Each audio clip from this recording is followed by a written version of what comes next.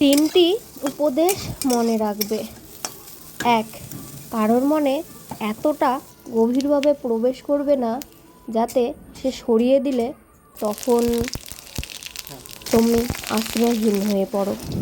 ২. কারো সাথে এতটা মনের কথা বলো না যাতে সে কথা বলা বন্ধ করে দিলে তোমার দম বন্ধ হয়ে আসে। ৩.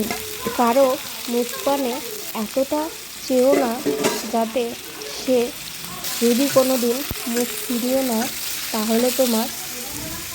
তাহলে আশ্রয়হীন হয়ে পড়ো। কারণ সময়টা খুব খারাপ।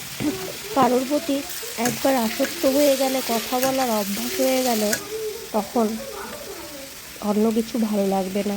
আর সে সরে গেলে তখন নিজেকে খুব অসহায়, একা মনে হয়।